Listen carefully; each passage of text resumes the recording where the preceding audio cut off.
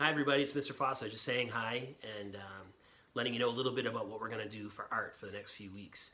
I hope everyone's staying healthy and helping each other out at home. I miss all of you, and I know Mrs. Ferguson feels the same way about her students. But even if we can't be together at school, at least we can sort of be together at heart, right?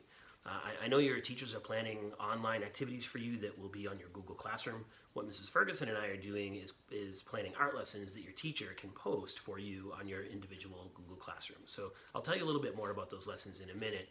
At first, though, I just wanted to make some general comments about art, things to keep in mind during this time. If you see me looking down, it's just because I have some notes here and I want to make sure I remember everything and that I don't leave out anything important. So.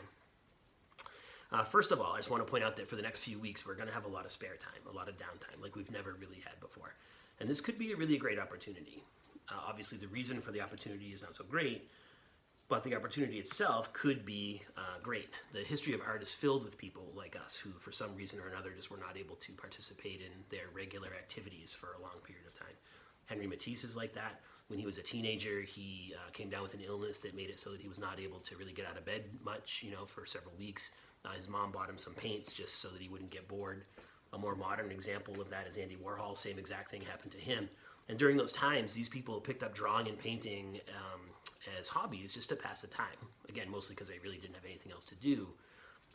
And they discovered that they grew in their skills really quickly. And it was so satisfying that they decided to dedicate their whole lives to, in their case, creating artwork. Some people get a little confused, I think, and they say that these people discovered, these secret hidden talents or something like that. But what they really did was they worked. They created, developed their talents through practice because they had the time to explore it and the time to do so. We're kind of in that same boat now. Our schedules are pretty clear. We have video games, obviously, and TV and, things like that. But if we could just set aside a little time each day to develop and explore some new talent, such as drawing, that could be so great.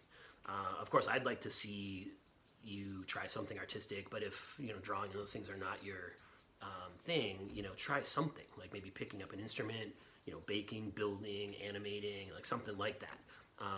It's a big opportunity, right? No practices to go to, no play dates, no school classes, no other obligations at all. So you have this sort of weird but great gift of time.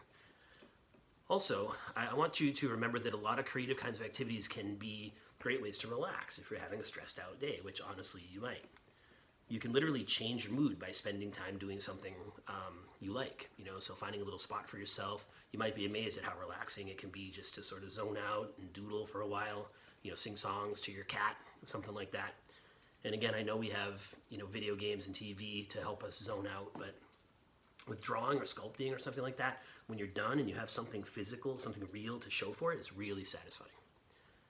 And finally, when you see the art ideas that Mrs. Ferguson and I put online for you, we want to encourage you to try these things with other people in your family. Not that it's a contest or anything like that, but going through something creative together is a great way to build some good memories, to learn together, and to respect what it's like for people of all ages to try and learn new things. Not just because it's an assignment, but because learning new stuff is fun and kind of exciting, right? So invite your parents and brothers and sisters to try what you're trying. Parents, if you're watching this, this is a really great way to model for kids what it's like to have that growth mindset we talk about in school so much. And just because we're older doesn't mean we have to pretend, to be the expert at everything all the time, right? So have fun. Back to the lessons for a minute. Mrs. Ferguson and I are going to do a few things for you. Number one, we're going to make up some videos to demonstrate skills for you.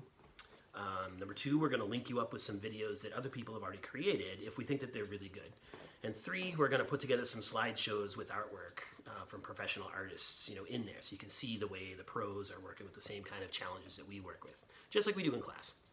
Your teacher's going to make these available to you on Google Classroom for now. Because you're not all the same age, and we want you to try things out with older and younger siblings, the lessons at first are going to touch on general ideas like art elements, line, shape, texture, like that. Maybe how to draw a landscape, those kinds of things, instead of being specific to a certain grade level. So what that might mean is that some of the lessons that we see are going to be similar to some of the things that some of you have done in some of our lessons in class.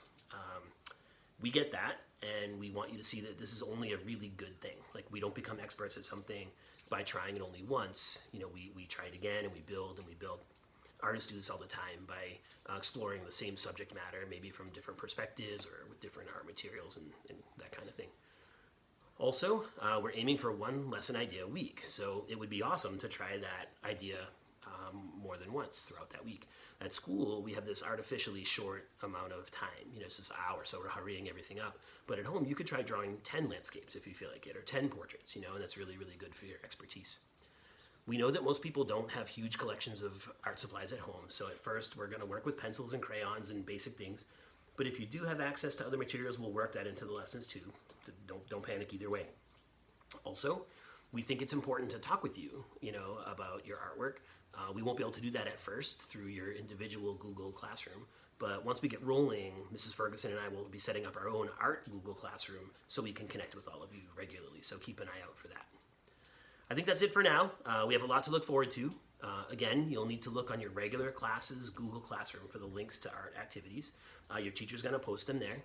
Again, I hope everyone's staying healthy and helping each other out at home. I'll see you soon for some art lessons, okay? All right, bye for now.